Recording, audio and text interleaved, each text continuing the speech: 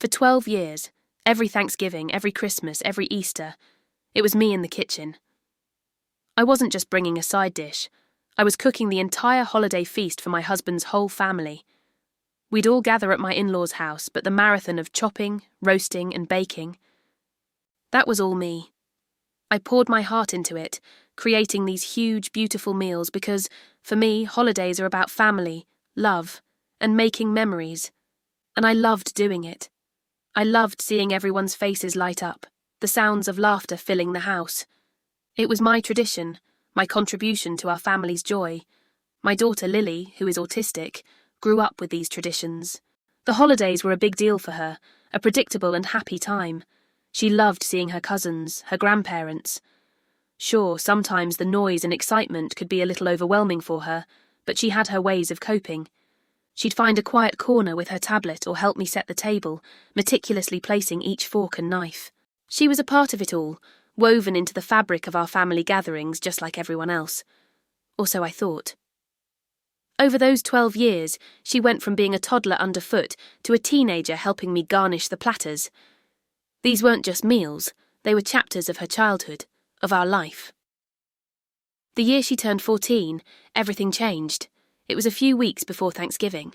I was on the phone with my mother-in-law, planning the menu as usual. I was listing off what I'd be making, the turkey, the stuffing, my famous sweet potato casserole, when she interrupted me. "Actually," she said, and her voice was strange, hesitant.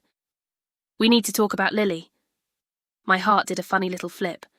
I asked what was wrong, and then she said the words that shattered everything. "We were thinking, maybe it would be better if Lily didn't come this year." I was speechless. I literally couldn't form a sentence. I just stood there, phone pressed to my ear, trying to process what I'd just heard. "What? Why?" I finally managed to stammer out. She started talking about one of my husband's cousins who had a new baby and how they were worried Lily's behaviour might be too much for the infant. She said Lily might be disruptive or overstimulating for the baby. She tried to frame it as being considerate to the new parents and even to Lily, suggesting she'd be more comfortable at home anyway. Every excuse felt like a tiny, sharp knife. Disruptive?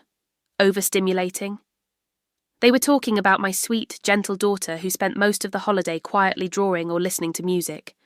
The same girl who had been at every single one of these gatherings for the past 12 years. The real message was clear.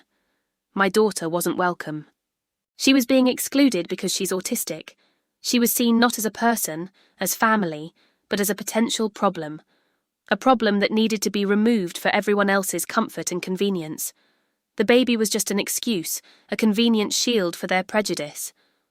My husband was on a business trip, so I was alone when I got the news. I hung up the phone and just slid down the kitchen wall, tears streaming down my face. It was a grief so profound it felt like a physical blow. For 12 years I had poured my energy and love into feeding these people, into creating a sense of family and togetherness. And in one 5-minute phone call, they showed me that my daughter, my own child, was not truly a part of that family in their eyes. My service was welcome, but my daughter was not. When my husband got home, I told him what happened. At first, he tried to play mediator. He said his mum probably didn't mean it that way, that it was a misunderstanding.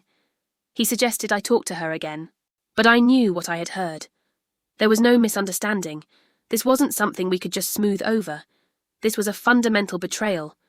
I told him, "They have made it clear that our daughter is not welcome, so we will not be going, and I will never, ever cook for them again." That was the line in the sand. It wasn't even a difficult decision. It was an instinct, a mother's instinct to protect her child. If my daughter isn't welcome, then neither am I. The days that followed were tense. His family called, first his mum, then his dad, then his sister. They tried to guilt-trip me, telling me I was tearing the family apart, that I was ruining the holiday over a misunderstanding. They never once apologised. They never once said, "We were wrong. Of course Lily is welcome." They just doubled down, insisting I was overreacting. But I wasn't overreacting. I was reacting appropriately to my child being discriminated against. That Thanksgiving was strange. It was just the three of us, me, my husband, and Lily. I cooked, but it was a smaller meal, all of Lily's favourites. We watched movies, we played board games, and we started our own tradition. It was quiet, peaceful, and filled with an unspoken understanding. It was the day we chose our daughter over an obligation. It was the day our little family of 3 became an unbreakable team. We never went back, not for Thanksgiving, not for Christmas, not for any holiday. My relationship with his family is fractured, probably permanently. And you know what? It's a price I'm willing to pay. Because I learned something incredibly important. Family isn't about blood or obligation, it's about who shows up for you. It's about who loves and accepts every part of you, unconditionally. My kitchen is still the heart of my home, but now it only serves love and acceptance. I will spend the rest of my life making every holiday special for my daughter, showing her she is celebrated, wanted, and loved for exactly who she is. And that is a tradition worth more than anything. Thank you so much for listening to our story. If it resonated with you, please consider liking this video and subscribing for more. We'll see you next time.